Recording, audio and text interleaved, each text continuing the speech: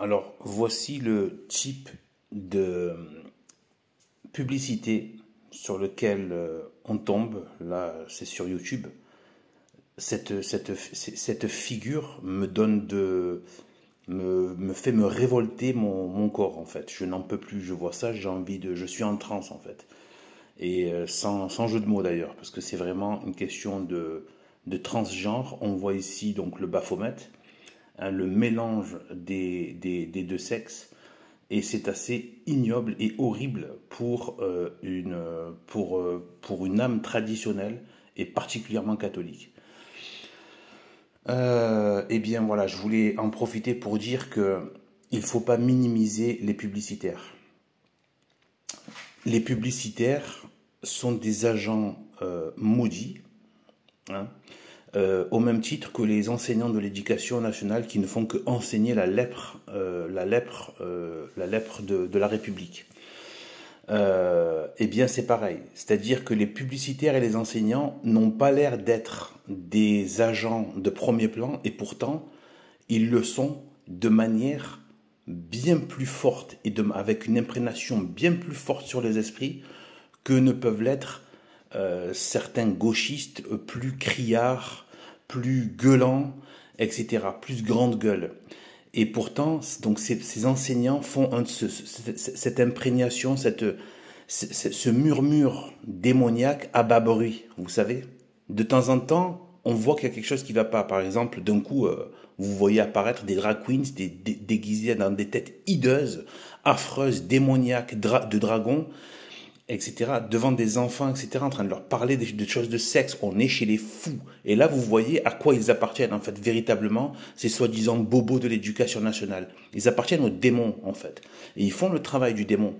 Et,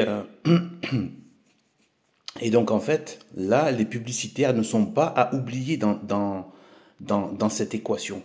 Les publicitaires, que ce soit la société multiculturelle, qui est la partie de dissolution du satanisme, hein, du satanisme, c'est-à-dire la dissolution d'un corps sain, c'est la dissolution.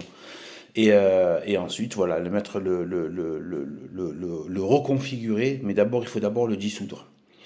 Et d'ailleurs, c'est un peu des techniques aussi de mouche, hein. La mouche, je crois elle liquéfie ce qu'elle va manger avant. Ouais. Et en fait, voilà. Donc du coup, eux, ils ont, les publicités influencent énormément, énormément, surtout quand on voit les gens, voilà, ce qu'ils peuvent adorer de la mode. Eh bien, et d'ailleurs, ça veut bien dire ce que ça veut dire. Ça veut dire se modeler, hein, se modeler. Ça crée des moules, des modèles. Et donc, et là, ce que je veux dire, c'est que ces publicitaires ne sont pas censés être idéologiques. Ils sont censés être des gens qui sont dans l'économique. Or, on a bien vu qu'ils sont pleins d'idéologie. Ça veut dire que les agences de publicitaires ont été occupées par l'ennemi de façon politique.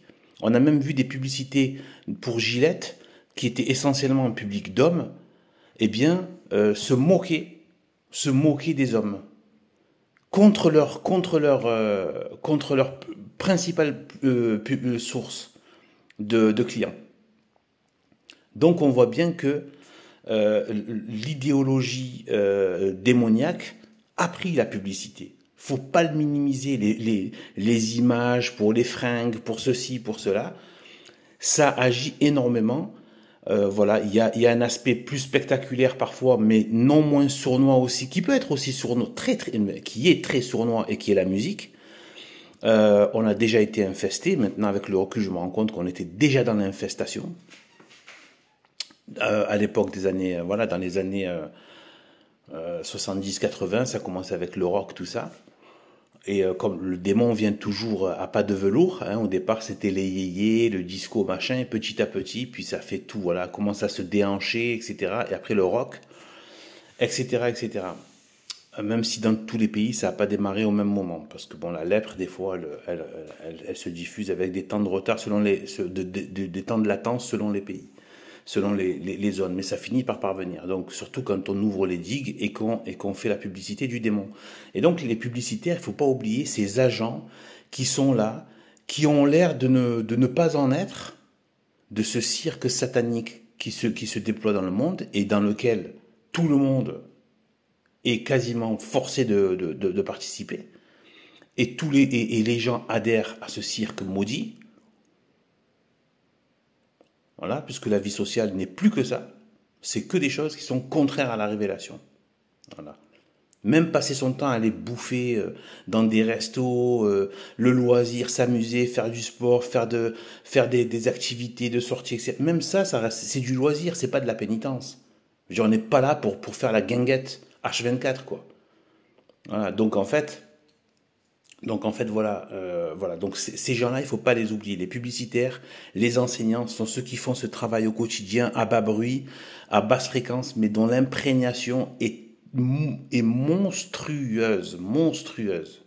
Et eux, ils s'en tirent ils sont pas traités d'immondes gauchistes, etc. Alors que ils font partie des pires, et qui ont dans les deux cas, enseignants comme publicitaires, un accès sur des millions et des millions d'esprits. Voilà. Et donc, des âmes, et donc, du travail de Satan pour perdre les âmes, pour les couper de Dieu. Voilà. Et aussi des lois naturelles instaurées par Dieu. Bon, voilà. C'était une vidéo, voilà, sur le vif comme ça. Allez, salut à tous. Que Dieu nous bénisse.